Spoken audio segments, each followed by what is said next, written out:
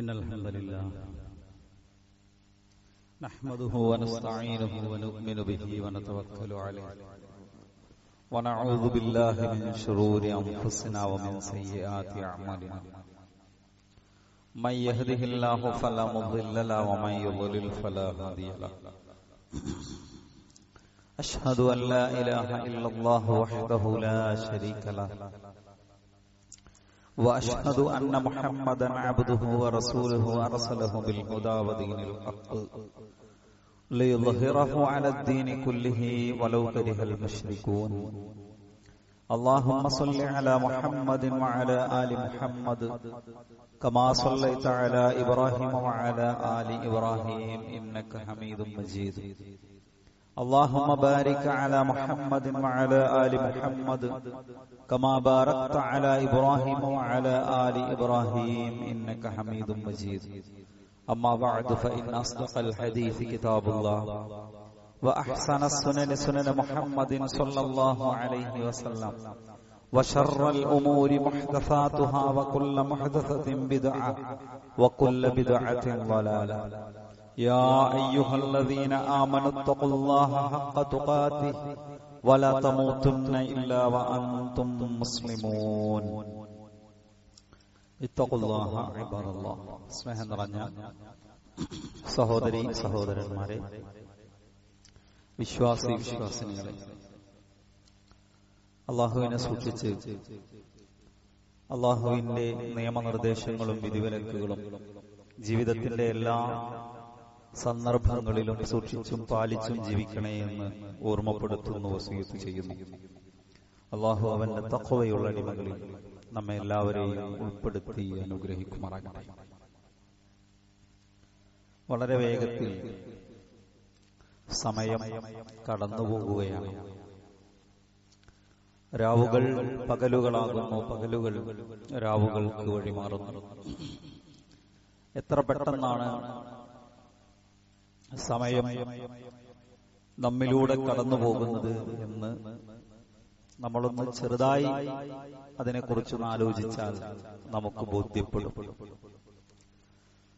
പുതിയൊരു വർഷത്തിലേക്ക് നമ്മൾ പ്രവേശിച്ചപ്പോ എന്നാണ് 2024 തുടങ്ങിയത്, എപ്പോഴാണത് അവസാനിച്ചത് എന്ന് നമ്മൾ ആത്മഗതം പറയുന്നുണ്ടാവും. ഒരു വർഷം വേഗം കടന്നുപോയി.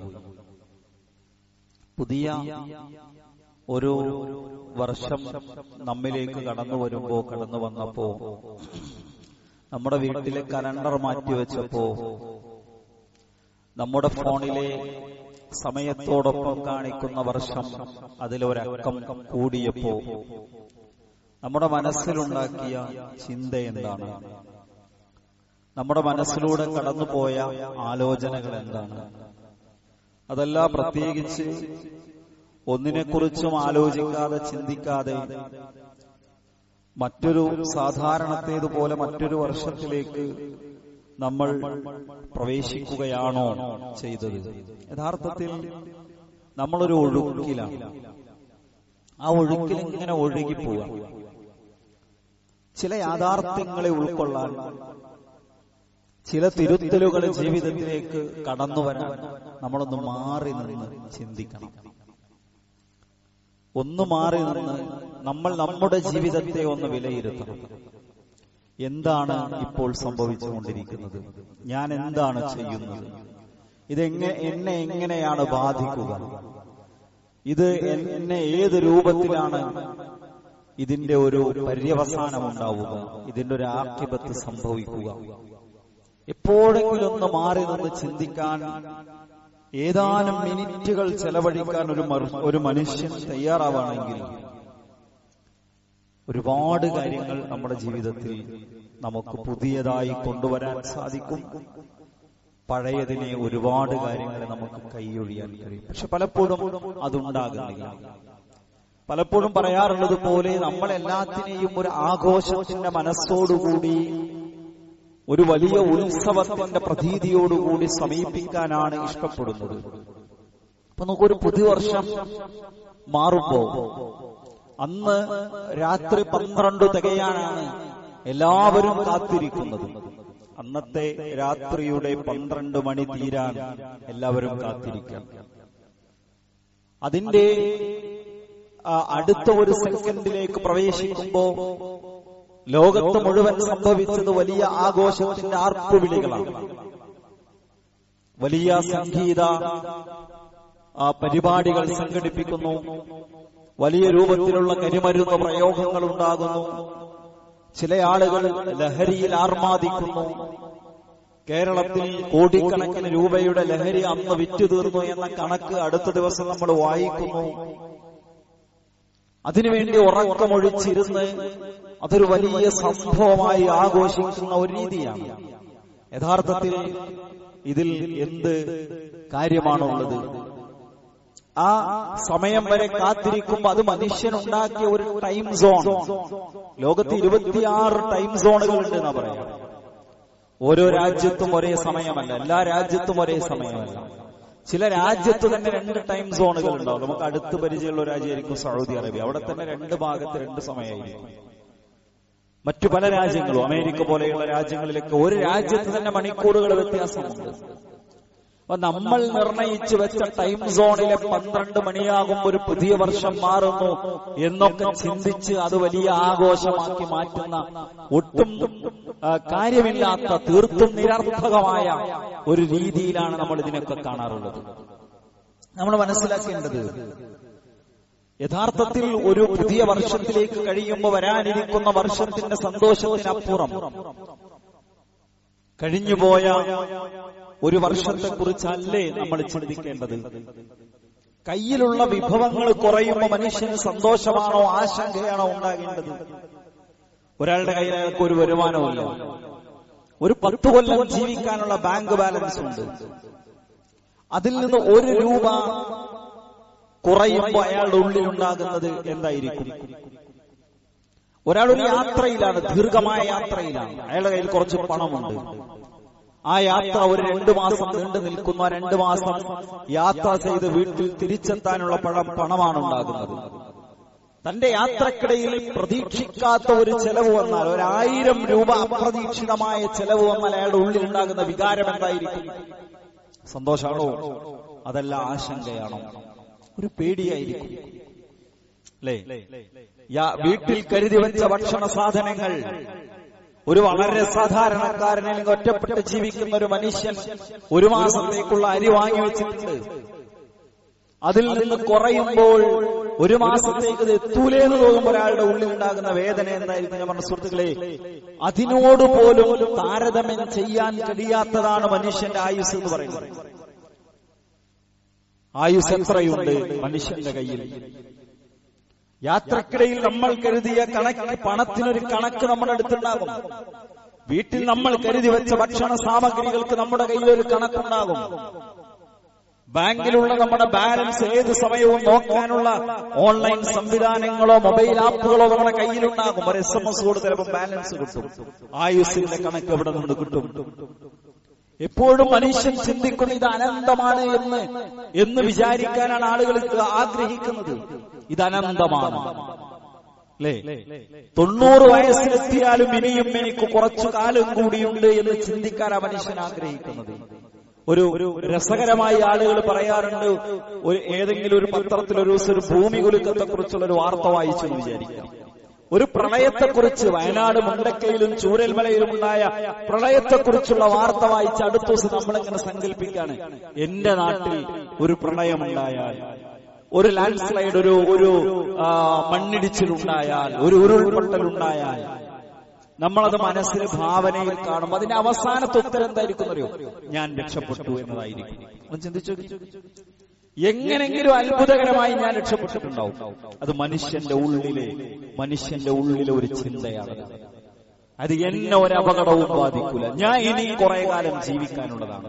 നമുക്കറിയോ, മാതാ തക്സിബു അദാ, നാളെന്ത് നടക്കുമെന്ന് ഒരാൾക്കും അറിയില്ല.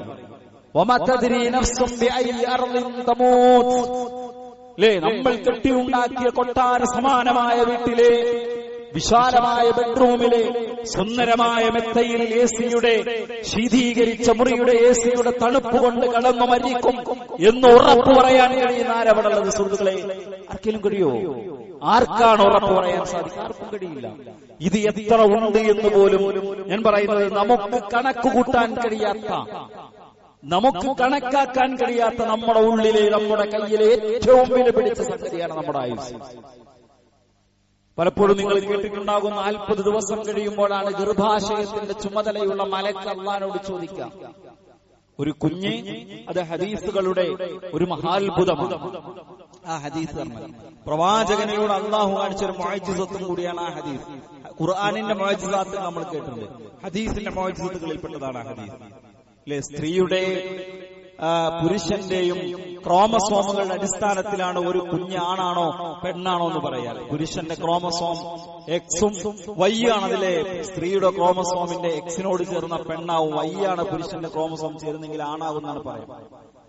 എന്നാൽ അങ്ങനെയൊക്കെ ആണെങ്കിൽ പോലും ഏറ്റവും ആധുനിക പഠനങ്ങൾ പറയുന്നത് 7 ആഴ്ച പിന്നിടുമ്പോഴാണ് യഥാർത്ഥത്തിൽ ഒരു കുഞ്ഞിന്റെ ലിംഗം നിർണയിക്കപ്പെടുന്നതാണ്.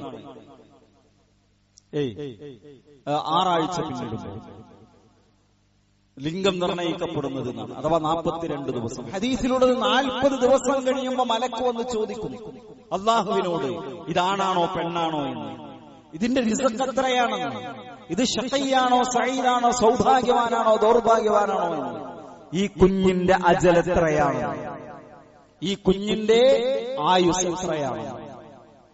ആ ആയുസ് അവിടെ നിലനിൽക്കുക, ആ ആയുസ് അവിടെ നിലനിൽക്കുക.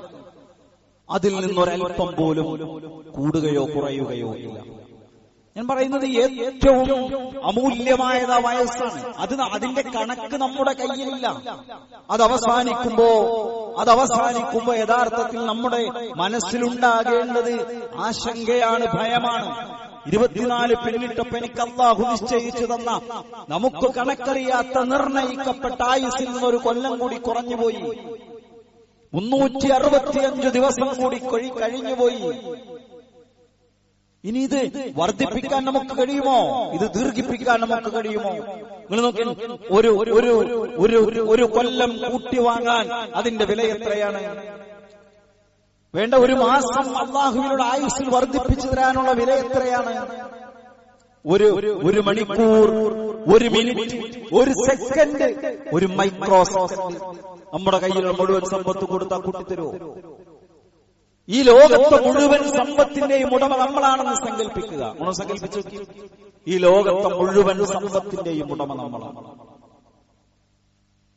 എന്നിട്ട് ആ പണം മുഴുവൻ കൊടുത്താൽ എത്ര സമയം നമുക്ക് കൂട്ടിക്കിട്ടാൻ ഇവിടെ മാർഗമുണ്ട്? ലോകത്തെ ലക്ഷക്കണക്കിന് കോടി ആസ്തിയുള്ള ഇലോൺ മസ്കിന് എത്ര രൂപ കൊടുത്താൽ അയാളുടെ ആയുസ് കൂട്ടിക്കിട്ടും? എന്ത് കൊടുത്താൽ, മുഴുവൻ സമ്പാദ്യം ചെലവഴിച്ചാലും ഒരു മിനിറ്റോ ഒരു സെക്കൻഡോ കൂട്ടിക്കിട്ടില്ല. ഞാൻ പറഞ്ഞ സഹോദരങ്ങളെ, ഈ ഒഴുക്കിനിടയിൽ നമ്മൾ മറന്നുപോകുന്ന പലതുമുണ്ട്. കാലകം ലഭിസ്തും, പരലോകത്ത് മനുഷ്യനോട് അല്ലാഹു ചോദിക്കും, നിങ്ങൾ എത്ര കാലം ജീവിച്ചു? ഫിൽ അർളി അദദ സിനീൻ, ഭൂമിയിൽ നിങ്ങൾ ജീവിച്ച കാലത്തിന്റെ കണക്കൊന്ന് പറയാമോ? ഖാലൂ ലബിസ്നാ യൗം ഔ ബഅദ യൗമ, ഖാലൂ ലബിസ്നാ യൗമൻ ഔ ബഅദ യൗമിൻ ഫസ്അലിൽ ആദീൻ. എണ്ണുന്നവൻ എണ്ണട്ടെ, ഒന്ന് ചോദിച്ചു. ഒരു ചെറിയ സമയം, ഒരു ദിവസത്തിന്റെ ഒരു ഭാഗം. 100 കൊല്ലം ജീവിച്ചവൻ, 150 കൊല്ലം ജീവിച്ചവൻ, 90 വർഷം ജീവിച്ച ആള് പറയാം, ഒരു ദിവസം ഇല്ല അശിയതൻ ഔ ദുഹാഹ, ഒരു സൂര്യോദയം മുതൽ ളുഹറിനിടയിലുള്ള ഒരു സമയം മാത്രമല്ലേ എനിക്ക് ദുനിയാവ് ഉണ്ടായിട്ടുള്ളൂ. ഒരു ഇശാഇന്റെ, ഒരു രാവിലിന്റെ സമയം മാത്രമല്ലേ ഞാൻ ദുനിയാവിൽ ഉണ്ടായിട്ടുള്ളൂ എന്ന് പരലോകത്ത് മനുഷ്യൻ പറഞ്ഞു പോകും. അത്രമേൽ വിലപ്പെട്ടതാണ്, അല്ലെങ്കിൽ എണ്ണപ്പെട്ടതാണ് ഭൂമി ലോകത്തെ മനുഷ്യന്റെ ആയുസ് എന്ന് പറയുന്നത്. അത്രമേൽ എണ്ണപ്പെട്ടതാണ് മനുഷ്യന്റെ ഭൂമി ലോകത്തെ ആയുസ് എന്ന് പറയുന്നത്. അത് കൂട്ടാനോ കുറക്കാനോ നമുക്ക് കഴിയില്ല. പൊതുവിൽ മനുഷ്യൻ ദിവസം കണക്കാക്കുന്നത് സൂര്യന്റെ ചലനമനുസരിച്ചാണ്. എന്നാൽ സൂര്യനെ പിടിച്ചു നിർത്താൻ ഭൂമിയുടെ കറക്കമനുസരിച്ചാണ്. ഭൂമിയുടെ കറക്കം പിടിച്ചു നിർത്താൻ നമുക്ക് കഴിയോ? രാവിനെ പകലാക്കാനോ പകലിനെ രാവാക്കാനോ നമുക്ക് സാധിക്കുമോ? രാവിലെ പകലിന്റെ ദൈർഘ്യം കൂട്ടാനോ കുറക്കാനോ നമുക്ക് കഴിയുമോ? സഹോദരങ്ങളെ, നമ്മൾ നിസ്സഹായരാണ്. ഒരു വർഷം കഴിഞ്ഞു പോയാൽ നമുക്ക് നമ്മുടെ ജീവിതത്തിലെ വില കൊടുത്തു വാങ്ങാൻ കഴിയാത്ത ജീവിതം, ഭൂമി ലോകവും പ്രപഞ്ചം മുഴുവനും കൊടുത്താലും നമുക്ക് നേടിയെടുക്കാൻ കഴിയാത്ത ആ സമ്പത്തിന്റെ വിലപ്പെട്ട ഒരു ഭാഗം കഴിഞ്ഞു എന്ന് വേണം നമ്മൾ ചിന്തിക്കാൻ. പക്ഷേ പലപ്പോഴും നമ്മൾ ഇതിനെക്കുറിച്ചൊന്നും ആലോചിക്കാറില്ല. മഹാനായ ഹസൻ അൽ ബസ്രി റഹിമഹുല്ലാഹ് പറയാറുണ്ട്, ലഖദ് അദ്റക്തു അഖ്വാമൻ. ഹസൻ അൽ ബസ്രി റഹ്മത്തുള്ളാഹി അലൈഹി ഒരു താബിഈ പണ്ഡിതനാണ്. അദ്ദേഹം സ്വഹാബിമാരെ കണ്ടിട്ടുണ്ട്. സ്വഹാബിമാരെ കുറിച്ച് പറയും, ഞാനൊരു സമൂഹത്തെ കണ്ടിട്ടുണ്ട്. കാന അഹദുഹും അഹ്റസു അലാ വഖ്തിഹി മിൻഹു അലാ ദിർഹമിഹി. അവർ ദിർഹമുകളെക്കാൾ, ദീനാറുകളെക്കാൾ സമയത്തിന് വില കൽപ്പിച്ചിരുന്നവരാണ്. ദിർഹമല്ല അവർക്ക് വിലയുള്ളത്, ദീനാറുകൾക്കല്ല അവർ വില കൊടുത്ത് അവരുടെ ആയുസ്സിനാണ്, സമയത്തിനാണ് അവർ വില കൽപ്പിച്ചിരുന്നത്. ഇബ്നു മസ്ഊദ് റളിയല്ലാഹു അൻഹു പറയുന്ന വാചകമുണ്ട്, മാ നദിംതു അലാ ഷൈഇൻ നദമി അലാ യൗമിൻ ഗറബതു ഫീഹി ശംസുഹു. ഒരു പകലിൽ സൂര്യൻ അസ്തമിച്ചാൽ അന്ന് എനിക്കുണ്ടാകുന്ന ദുഃഖം എന്തിനെ കുറിച്ചാണെന്നറിയാമോ? നഖസ ഫീഹി അജലി വലം യസ്ദദ് ഫീഹി അമലി.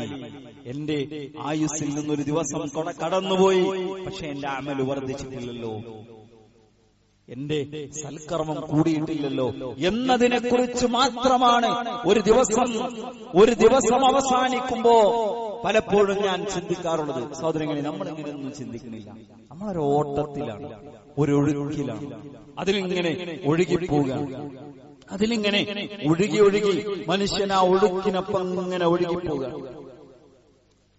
അതിൽ നിന്ന് ഒന്ന് മാറി നിന്ന് എന്റെ പോക്ക് എങ്ങോട്ടാണ്, എന്റെ കർമ്മങ്ങൾ എന്തൊക്കെയാണ്, ഇതെവിടെയാണ് എനിക്ക് പ്രയോജനപ്പെടുക, ഇതുകൊണ്ടുണ്ടാകുന്ന അപകടങ്ങൾ എന്തൊക്കെയാണ്, ഞാനിപ്പോ പോണ പോലെ പോയാൽ മതിയോ, ഇങ്ങനെ ജീവിച്ചു പോയതിന്റെ അവസാനം എന്തായിരിക്കും, ഇതല്ലാത്ത ഒരു ജീവിതമാണെങ്കിൽ അതിന്റെ അവസാനം എന്തായിരിക്കും? നമ്മൾ സ്വയം ആലോചിച്ച് നോക്കി, നമ്മളോടൊന്നും ചോദിച്ചു, ഞാൻ ഈ പോണ പോക്ക് പോയാൽ ഇതിന്റെ ഭാവി എന്തായിരിക്കും? ഞാൻ ആവർത്തിച്ചു പറയുന്നു, നമ്മൾ ഇന്നൊരു 10 വട്ടെങ്കിലും നമ്മളോട് ചോദിക്കണം, നമ്മുടെ മനസ്സാക്ഷിയോട് ചോദിക്കണം, നമ്മുടെ ജീവിതത്തെ കുറിച്ച്, എന്റെ ഈ സഞ്ചാരത്തിന്റെ പര്യവസാനം എന്തായിരിക്കുമെന്ന്, ഇങ്ങനെ പോയാൽ എന്റെ അവസാനം എന്തായിരിക്കുമെന്ന്. അങ്ങനെ മാറി നിൽക്കാൻ പലപ്പോഴും മനുഷ്യന് കഴിയുന്നില്ല. ആളുകൾ ഭൗതികതയ്ക്ക് പുറകെയാണ്, ദുനിയാവിന് പുറകെയാണ്, സമ്പത്തിന് പുറകെയാണ്, ഇതിന്റെ ആസ്വാദനങ്ങൾക്ക് പുറകെയാണ്. സഹോദരങ്ങളെ, ഈ ആസ്വാദനത്തിനൊരു അവസാനമുണ്ടോ? പണം മനുഷ്യനെ എപ്പോഴാണ് ഒരാൾ മതിയായി എന്ന് പറയില്ല. അത് കൂടുന്തോറും ആവശ്യങ്ങൾ കൂടിക്കൊണ്ടിരിക്കും. ഒരാൾ ദുനിയാവ് ആസ്വദിച്ചു പോയാലും എപ്പോഴാ എനിക്കിത് ആസ്വദിച്ചു മടുത്തു എന്ന് പറയാം? മടുക്കൂല. അതൊന്ന് കിട്ടിയാൽ അതിന്റെ അപ്പുറത്തേക്ക് മനുഷ്യൻ ചിന്തിക്കും. അതിന്റെ എല്ലാ അപകടങ്ങളിലും കടന്ന് കുടുങ്ങിപ്പോകുമ്പോഴാണ് ആളുകൾക്കൊരു ഒന്ന് മാറി ചിന്തിക്കാൻ ചിലർക്കെങ്കിലും ഒരു ഭാഗ്യം ഉണ്ടാവും. അല്ലെങ്കിലോ ഇതിലങ്ങനെ മുഴുകിക്കഴിഞ്ഞു പോകും. അല്ലേ? ദുനിയാവിനെ സംബന്ധിച്ച് ഖുർആൻ പറഞ്ഞ എന്താ? അല്ലദീ ജമഅ മാലൻ വഅദ്ദദ. സമ്പത്ത് ഇങ്ങനെ എണ്ണി കണക്കാക്കിക്കൊണ്ടിരിക്കും. അതിലൊരു വല്ലാത്ത ആസ്വാദനമുണ്ട്. യഹ്സബു അന്ന മാലഹു അഖ്ലദ. തന്റെ ഭൗതിക വിഭവങ്ങൾ തന്നെ ഈ ഭൂമി ലോകത്ത് ശാശ്വതമാക്കും, മരിക്കാത്ത ഒരു ജീവിതം നൽകുമെന്നാണ് അവൻ വിചാരിക്കുന്നത്. കല്ലാ ലയുംബദന്ന ഫിൽ ഹുതമ. വേണ്ട, അവൻ ഹുതമയിലെറിയപ്പെടും. വമാ അദ്റാക മൽ ഹുതമ. അവനിക്കറിയാമോ, നിനക്കറിയാമോ എന്താണ് ഹുതമയെന്ന്? നാറുല്ലാഹിൽ മുഖദ. അത് കത്തിയാളുന്ന, കത്തിജ്വലിക്കുന്ന നരകാഗ്നിയാണ്. അല്ലതി തത്വലിഉ അലൽ അഫ്ഇദ. ആ നരകാഗ്നിയുടെ തീജ്വാലകളുണ്ടല്ലോ, അതവന്റെ ഹൃദയത്തിന്റെ ഉള്ളിലേക്ക് കത്തിപ്പടരും. ഹൃദയത്തിന്റെ ഉള്ളിലേക്ക് കത്തിപ്പടരുന്ന നരകാഗ്നിയാണ് ഹുതമ. ഭൗതികത ആസ്വദിച്ച് അതിന്റെ പളപളപ്പിൽ മുഴുകി അതിങ്ങനെ വെട്ടിപ്പിടിക്കാനുള്ള ദീന് മറന്ന്, മതം മറന്ന്, ഖുർആൻ മറന്ന്, സുന്നത്ത് മറന്ന്, പ്രവാചക ജീവിതം മറന്ന്, നിസ്കാരം മറന്ന്, നോമ്പ് മറന്ന്, സ്വതക്ക മറന്ന്, ഖുർആനിനെ മറന്ന്, ദിക്റുകൾ മറന്നുള്ള ഓട്ടമുണ്ടല്ലോ. ഇത് മതി എനിക്ക് എന്നൊരു മനുഷ്യൻ ചിന്തിക്കുമ്പോ അവന്റെ ഇടം നാളെ പരലോകത്ത് ഹുതമയായിരിക്കുമെന്ന് വിശുദ്ധ ഖുർആൻ നമ്മെ ഓർമ്മപ്പെടുത്തും. സഹോദരങ്ങളെ, ദുനിയാവിന് അള്ളാന്റെ അടുക്കലുള്ള വില എത്രയാണ് അല്ലേ? നമ്മളിതിങ്ങനെ ആസ്വദിച്ചിങ്ങനെ പോകുമ്പോ, ദുനിയാവിന് അള്ളാന്റെ അടുക്കലുള്ള വില എത്ര? നിങ്ങൾ നോക്കി, പ്രവാചകൻ പറഞ്ഞെത്ര, മൗളിഉ സൗതി അഹദികും മിനൽ ജന്നതി ഖൈറും മിനദ് ദുനിയ വമാ അലൈഹാ. നിങ്ങളുടെ കയ്യിലെ ഒരു ചാട്ടവാറ് വെക്കാനുള്ള ഇടം സ്വർഗത്തിലെ നിങ്ങളുടെ കയ്യിലെ ഒരു ചാട്ടവാറ് വെക്കാനുള്ള ഇടം ഈ ദുനിയാവും അതിലുള്ള മുഴുവനും അതിനേക്കാൾ ഉത്തമമാണ്. സ്വർഗത്തിലെ ഒരു ചാട്ടവാറ് വെക്കാനുള്ള സ്ഥലം. ഇമാം ബുഖാരി മുസ്ലിം ഉദ്ധരിക്കുന്ന ഹദീസാണ്. നമ്മുടെ കയ്യിലെ ഒരു ചാട്ടവാറ് വെക്കാൻ സ്വർഗത്തിൽ എത്ര സ്ഥലം വേണ്ടി വരും? ഈ ദുനിയാവ് മുഴുവൻ കിട്ടുന്നതിനേക്കാൾ ഉത്തമമാണ് എന്ന് പറഞ്ഞത്. ഒരിക്കൽ പ്രവാചകൻ സല്ലല്ലാഹു അലൈഹി വസല്ലം ജാബിർ റളിയല്ലാഹു അൻഹു ഉദ്ധരിക്കുന്ന ഹദീസ് പ്രസിദ്ധമാണ്. മറ റസൂലുള്ളാഹി സ്വല്ലല്ലാഹു അലൈഹി വസല്ലം ബിജദിയൻ അസക്കമയ്യിത്തി, ഒരു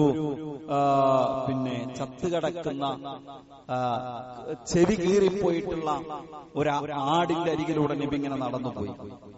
ഫതനാവലഹു ഫഅഖദ ബിഉദ്നിഹി, അതിന്റെ ചെവി ഇങ്ങനെ പിടിച്ചിട്ട് നബി സല്ലല്ലാഹു അലൈഹി വസല്ലം പറഞ്ഞു, അയ്യുക്കും യുഹിബ്ബു അന്ന ഹാദാ ലഹു ബിദിർഹം, ഒരു ദിർഹമിന് ആർക്കാണ് ഈ ചത്തുപോയ ചത്തുകിടക്കുന്ന വൈകല്യമുള്ള ആടിനെ ഇങ്ങനെ പിടിച്ചിട്ട് ആർക്കാണ് ഇതിന് ഒരു ദിർഹം വിലക്ക് ആർക്കാ വേണ്ടത്?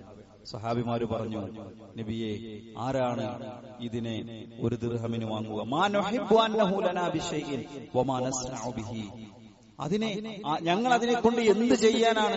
ലൗ കാന ഹയ്യൻ കാന ഐബൻ ഫീഹി, അത് ചത്തിട്ടില്ല, ജീവനുണ്ടെങ്കിൽ തന്നെ അതിന് വൈകല്യമുണ്ട്. ഇത് ചത്തതും കൂടിയാണ്. അതിന് ജീവനുണ്ടെങ്കിൽ തന്നെ അതിന് വൈകല്യമുണ്ട്. ഒരു ദിർഹമിന് ആരാധന വാങ്ങുക? അപ്പൊ നബി പറഞ്ഞ വാചകം എന്താ? ഫവല്ലാഹി ലദ്ദുനിയ അഹ്വൻ അലല്ലാഹി മിൻ ഹാദാ അലൈക്കും, നിങ്ങൾ ഇതിന് നിങ്ങൾ കൊടുക്കുന്ന ഒരു വില ഉണ്ടല്ലോ, ഈ വൈകല്യമുള്ള ചത്തുകിടക്കുന്ന ഈ ആടിന് നിങ്ങൾ കൊടുക്കുന്ന വില അള്ളാഹുവിന്റെ അടുക്കൽ ദുനിയാവിന് ഇത്ര വില പോലുമില്ല. അള്ളാഹുവിന്റെ അടുക്കൽ ദുനിയാവിന്, പരലോകത്തേക്കാൾ ദുനിയാവിന് നിങ്ങൾ ഈ ചത്തുകിടക്കുന്ന വൈകല്യമുള്ള ആട്ടിൻകുട്ടി കൊടുക്കുന്ന വില പോലും അള്ളാഹ് കൊടുക്കുന്നില്ല. അത്ര നിസ്സാരമാണത്. ലാ തൻസ നസീബക മിനദ് ദുനിയ ആയത്തുണ്ട്, ഹദീസുണ്ട്. നിങ്ങൾ ദുനിയാവിൽ നിന്നുള്ള നിങ്ങളുടെ വിഹിതം മറക്കണ്ട. ഇവിടെ എല്ലാം ഉപേക്ഷിച്ച് കാട് കയറണമെന്നല്ല പറയുന്നത്. ഇവിടെ നമുക്ക് സമ്പാദിക്കുന്നതിന് അള്ളാഹു പരിധി വെച്ചിട്ടില്ല. അള്ളാഹു ഹലാലാക്കിയ ഏതെങ്കിലും ഒരു ആസ്വാദനങ്ങളെ വേണ്ടെന്ന് വെക്കണമെന്നല്ല പറഞ്ഞത്. റബ്ബന ആതിനാ ഫിദ് ദുനിയാ ഹസന വഫിൽ ആഖിറതി ഹസന, ദുനിയാവിൽ നല്ലത് തരണേ എന്നും മാത്രം പ്രാർത്ഥിക്കുന്ന ആളുകളുണ്ട്. അവർക്ക് പരലോകത്തൊന്നുമില്ല. ദുനിയാവിൽ തരണേ എന്ന് പ്രാർത്ഥിക്കുന്നതോടൊപ്പം പരലോകത്തെ മറക്കരുതേ എന്നാണ് സഹോദരങ്ങളെ ഓർമ്മപ്പെടുത്താനുള്ളത്. ദുനിയാവിനേക്കാൾ ഒരൽപ്പം നമ്മൾ പരലോകത്തിന് പരിഗണന കൊടുക്കണം. ദുനിയാവിനേക്കാൾ ഒരൽപ്പം നമ്മൾ പരലോകത്തിന് പരിഗണന കൊടുക്കണം. നമ്മുടെ സുഹൃത്തുക്കൾ, നമ്മുടെ കുടുംബം, നമ്മുടെ നാട്, നമ്മുടെ സമപ്രായക്കാർ, നമ്മുടെ സഹപ്രവർത്തകർ, നമ്മളെന്നും കാണുന്ന ആളുകൾ, അവരെ പോലെ ജീവിക്കാനല്ല നമ്മൾ മുസ്ലിങ്ങളായത്, നമ്മുടെ വിശ്വാസികളായത്, അല്ലേ? അവരെ പോലെ ജീവിക്കാനാണ്. ആസ്വാദനത്തിന്റെ എല്ലാ തലങ്ങളിലേക്കും ഇറങ്ങിച്ചെന്ന് അങ്ങനെ കഴിയുമ്പോ നമ്മൾ മറന്നുപോകും പലതും. നമ്മൾ നിസ്കരിക്കാൻ മറന്നുപോകും, നമ്മൾ ദീന് മറന്നുപോകും, നമുക്കൊന്നിനും സമയം ഉണ്ടാവില്ല, അല്ലെ? ഖുർആൻ ക്ലാസ്സിന് ആഴ്ചയിൽ വരെ നമുക്ക് സമയം ഉണ്ടാവോ? ഉണ്ടാവില്ല. എല്ലാ ഞായറാഴ്ച ഇവിടെ രാവിലെ 7:30 ഖുർആൻ ക്ലാസ് നടക്കും. എത്ര ആൾക്ക് വരാൻ പറ്റാറുണ്ട്? വിജ്ഞാന വേദികൾക്ക് പങ്കെടുക്കാൻ നമുക്ക് സമയം ഉണ്ടാവോ? ഇല്ല. നമുക്ക് കൂട്ടുകാരോടൊപ്പം ബിസിനസ് ടൂർ പോകാൻ സമയം ഉണ്ടാവും, അല്ലേ? നമുക്ക് മറ്റു പലതിനും സമയം ഉണ്ടാവും. സഹോദരങ്ങളെ, ഒരു പകല് മുഴുവൻ ഒരു കല്യാണത്തിന് ചെലവഴിക്കാൻ നമുക്ക് സമയം ഉണ്ടാവും. നമ്മളെ അടുത്ത ക്ഷണിക്കപ്പെട്ട കല്യാണത്തിൽ പോകണ്ടെന്നല്ല പറഞ്ഞത്. എന്തറിയോ? അവിടെ നമുക്ക് കിട്ടുന്ന ഒരു ആസ്വാദനമുണ്ട്. ആ ആസ്വാദനത്തെ നമ്മൾ അങ്ങേയറ്റം ഇഷ്ടപ്പെടുന്നു. എന്നാൽ അതേ ആസ്വാദനം ഖുർആൻ പഠിക്കുന്നിടത്ത് കണ്ടെത്താൻ നമുക്ക് പറ്റുന്നില്ല. അതേ ആസ്വാദനം ദീന് മനസ്സിലാക്കുന്നിടത്ത് പഠിക്കുന്നിടത്ത് കണ്ടെത്താൻ നമുക്ക് കഴിയുന്നില്ല. പള്ളിക്കമ്മറ്റിയുടെ യോഗത്തിന് വിളിച്ച ആള് വരൂല. എന്നാലോ നേർച്ചക്കും പൂരത്തിനും ചില ആളുകൾ മുന്നിലുണ്ടാവും. ഒരു മുന്നിലുണ്ടാവും. അവിടെ സമയം പ്രശ്നമല്ല. നിങ്ങൾ നോക്കി, സമയമെന്ന പ്രശ്നം എല്ലായിടത്തും ഒരേ അളവിലാണോ നമ്മൾ, ഒരേ മാനദണ്ഡമാണോ നമ്മൾ വെക്കുന്നത്? അല്ല. നമ്മളിങ്ങനെ കൂടികളാവുകയാണ്, ഒഴുക്കിനനുസരിച്ച് ഒഴുകുകയാണ്. ഇമ്മാഅത്ത് എന്ന് പറയും, ഒപ്പം കൂടികളാവുകയാണ്. നാടൊഴുകുന്നതിനനുസരിച്ച് നമ്മളും ഒഴുകുന്നു. എല്ലാരും സിനിമയുടെ ലോകത്താ. അപ്പൊ കുറെ ചെറുപ്പക്കാർ അതിന്റെ പിന്നാലെയാണ്. എല്ലാരും കാശ്മീരിലേക്ക് ബുള്ളറ്റ് എടുത്ത് പോണ കൂട്ടത്തിലാ. അപ്പൊ ബാക്കിയുള്ളവരും അങ്ങനെയാണ്. ഒരു നാട് കാണണ്ടെന്നോ വിനോദയാത്രക്ക് പോണ്ടെന്നൊന്നല്ല, അതിന് ആവശ്യത്തിലേറെ പ്രാധാന്യം കൊടുക്കുന്നു. മനുഷ്യന്റെ ഏറ്റവും വിലപ്പെട്ടതിനെ അവൻ മറന്നുകളയുന്നു. നിങ്ങൾ നോക്കി സക്കറിലേക്ക് നോക്കിയിട്ട് ചില സ്വർഗത്തിലെ ആളുകൾ ചോദിക്കുന്ന ഒരു ചോദ്യമുണ്ട്, മാ സലകകും ഫീ സഖർ. സ്വർഗമെന്ന് പറയുന്ന, സ്വർഗത്തിൽ കടന്ന് സഖർ എന്ന് പറയുന്ന നരകത്തിലേക്ക് നോക്കിയിട്ട് സ്വർഗത്തിലെ ആളുകൾ ചോദിക്കണം, ഫി ജന്നാതി യതസാഅലൂൻ. സ്വർഗത്തിൽ അവർ പരസ്പരം ചോദിച്ചുകൊണ്ടിരിക്കുന്നു, അനിൽ മുജ്രിമീൻ, കുറ്റവാളികളെ കുറിച്ച്. മാ സലകകും ഫീ സഖർ. സഖർ എന്ന് പറയുന്ന ആ കഠിനമായ നരകത്തിൽ നിങ്ങൾ എങ്ങനെ എത്തിപ്പെട്ടു എന്ന് ചോദിക്കുമ്പോൾ അവർ പറയും, ഖാലൂ ലം നകു മിനൽ മുസല്ലീൻ. ഞങ്ങൾ നിസ്കരിച്ചിരുന്നില്ല. നിസ്കരിക്കാൻ അവർക്ക് സമയം കിട്ടുന്നില്ല, ഞങ്ങൾ നമസ്കരിച്ചിരുന്നില്ല. പിന്നെ വലം നകു നുത്ഇമുൽ മിസ്കീൻ. ഞങ്ങൾ പാവങ്ങൾക്ക് ഭക്ഷണം കൊടുത്തിരുന്നില്ല. വകുന്നാ നഖൂദു മഅൽ ഖായിദീൻ. സഹോദരങ്ങളെ, ഈ ആയത്ത് നിങ്ങൾ ഹൃദയത്തിൽ കുത്തിവെക്കണം. ഈ ആയത്ത് ഹൃദയത്തിൽ കുത്തിവെക്കണം. ഞങ്ങൾ ആളുകൾ ഒഴുകുന്നതിനനുസരിച്ച് ഒഴുകിയിരുന്നവരായിരുന്നു. എല്ലാവരും ജീവിക്കണ പോലെ ജീവിക്കേണ്ടവരല്ല നമ്മൾ. നമ്മുടെ മാതൃക ഖുർആനാണ്, നമ്മുടെ മാതൃക പ്രവാചകനാണ്. ലഖദ് കാന ലക്കും ഫീ റസൂലില്ലാഹി ഉസ്വത്തുൻ ഹസന. അല്ലാഹുവിന്റെ റസൂലിൽ നമുക്ക് ഉത്തമമായ മാതൃകയുണ്ട്. ആ മാതൃകയാണ് നമ്മൾ പിന്തുടരേണ്ടത്. അതല്ലാത്ത ഒരു ജീവിത ക്രമത്തിലേക്ക് വഴിമാറി പോയിട്ടുണ്ടോ എന്ന് മാറി നിന്ന് ചിന്തിക്കണം എന്നാണ് ഇന്നത്തെ ഖുത്ബയുടെ മെസ്സേജ്. നിങ്ങൾ മറക്കരുത്. ഒന്ന് മാറി നിന്ന് ചിന്തിക്കുക. പടച്ചോനെ, എന്റെ ജീവിതം എങ്ങോട്ടാ പോകുന്നത്, എന്റെ ജീവിതം എങ്ങോട്ടാണ്, ഒന്ന് മാറി ചിന്തിക്കുക. എല്ലാരും ചെയ്യുന്നത് പോലെ ഞാനും ചെയ്യും. വേഷവിധാനത്തിൽ ഇസ്ലാമിക മര്യാദ പാലിക്കുന്നില്ല, ഇസ്ലാമിക ഷിആറുകളോട് പുച്ഛമാണ്, അല്ലേ?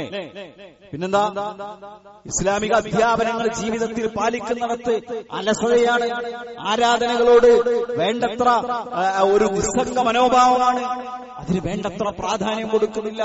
എന്താ എല്ലാറ്റിനും പറയാനുള്ള കാരണം? സമയമില്ല.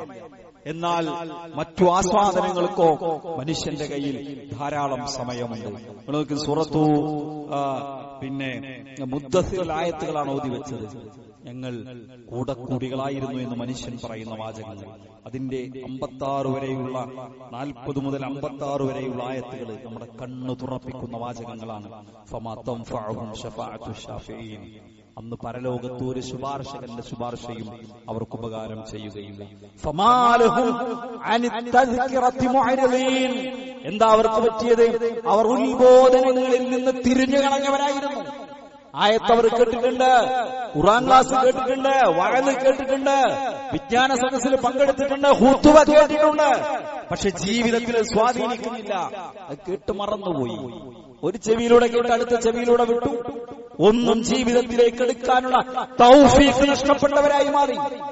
സഹോദരങ്ങളെ, അതൊരു തൗഫീഖാണ്. ദീന് കേട്ടാൽ, അല്ലാഹുവിന്റെ ഒരു മുന്നറിയിപ്പ് കേട്ടാൽ, പ്രവാചകന്റെ ഒരു ഉത്ബോധനം കേട്ടാൽ അതിന് ഹൃദയത്തിലേക്ക് എടുത്തു വെച്ച്, പടച്ചോനെ ഞാനൊന്ന് ശ്രമിക്കട്ടെ, ഒന്ന് ജീവിക്കാൻ, ദീനനുസരിച്ച് ജീവിക്കാൻ ഒന്ന് ശ്രമിക്കട്ടെ എന്നെങ്കിലും ചിന്തിക്കണം.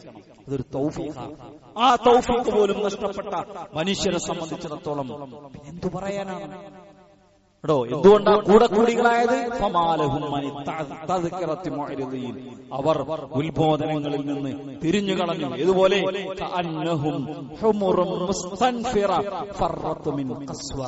ഒരു സിംഹത്തെ ഭയന്ന്, സിംഹം പേടിക്കുമോ എന്ന് പറഞ്ഞ് ഭയന്ന് വിറളി പിടിച്ചോടുന്ന കഴുതകളെപ്പോലെ അവർ ഉത്ബോധനങ്ങളിൽ നിന്ന്, ദീനിയായ മതപരമായ ഉപദേശങ്ങളിൽ നിന്ന് ഓടിപ്പോവുകയാണ്. ബൽ യുരീദു കുല്ലും ബിഇം മിൻഹും മയുഅത സുഹുഫൻ മുനശ്ശറ കല്ലാ ബൽ ലാ യഖാഫൂനൽ ആഖിറ. അവർക്ക് നല്ല ഒരു കർമ്മരേഖ പരലോകത്ത് കിട്ടണമെന്നാണ് അവർ വിചാരിക്കുന്നത്. എന്നാൽ അവർ ഒരിക്കലും പരലോകത്തെ ഭയപ്പെട്ടിരുന്നവരായിരുന്നില്ല. സ്വർഗം വരാണ്ടല്ലോ, നരകം വരാണ്ടല്ലോ, വിചാരണ വരാണ്ടല്ലോ, മീസാന് വരാണ്ടല്ലോ, സിറാത്ത് വരാണ്ടല്ലോ, പടച്ചോന്റെ മുന്നിൽ കണക്ക് പറയേണ്ടി വരുമല്ലോ എന്ന് ഭയപ്പെടാതെ ജീവിച്ചിരുന്ന ആളുകളായിരുന്നു അവർ. അത് വല്ലാത്തൊരു ദൗർഭാഗ്യകരമായ അവസ്ഥ. അതുകൊണ്ട് സുഹൃത്തുക്കളെ, ഉത്ബോധനങ്ങൾക്ക് കാതോർക്കണം. ജീവിതത്തിൽ കിട്ടുന്ന ഓർമ്മപ്പെടുത്തലുകളെ ഗൗരവപൂർവ്വം നമ്മൾ എടുക്കണം. ജീവിതത്തിൽ ഒരു തിരുത്തു വേണോ?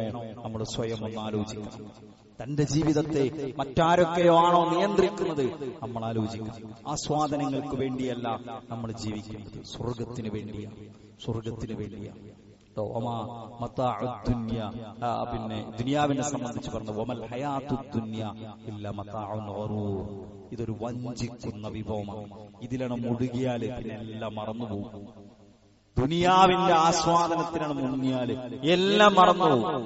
അത് സാരല്ല, അത്രയൊക്കെ മതിയെന്ന് നമ്മൾ ഇസ്ലാമിലെ ഓരോ കാര്യത്തെയും നമ്മൾ നിസ്സാരവൽക്കരിക്കും. മതവുമായി ബന്ധപ്പെട്ട ഓരോ കാര്യത്തെയും നമ്മൾ നിസ്സാരവൽക്കരിക്കും. ഒന്നിനും നമുക്കൊരു സീരിയസ്നെസ് ഉണ്ടാവില്ല. ഇതിലാണ് മുങ്ങിയാൽ. ദുനിയാവ് നമ്മളെ ചതിച്ചു കഴിഞ്ഞാൽ ഇതങ്ങോട്ട് ആസ്വദിക്കാൻ തീരുമാനിച്ചാൽ പിന്നെ ദീനിലെ ഒരു കാര്യത്തിന് നമുക്കൊരു ഗൗരവം ഉണ്ടാവില്ല. വളരെ ശക്തമായി ഇസ്ലാം നിഷിദ്ധമാക്കിയ കാര്യങ്ങളെപ്പോലും വളരെ നിസ്സാരമായിട്ട് നമുക്ക് കാണാൻ പറ്റുള്ളൂ. അള്ളാഹു അത്തരം അവസ്ഥകളിൽ നിന്ന് നമ്മെ എല്ലാവരെയും കാത്തുരക്ഷിക്കുമാറാകട്ടെ.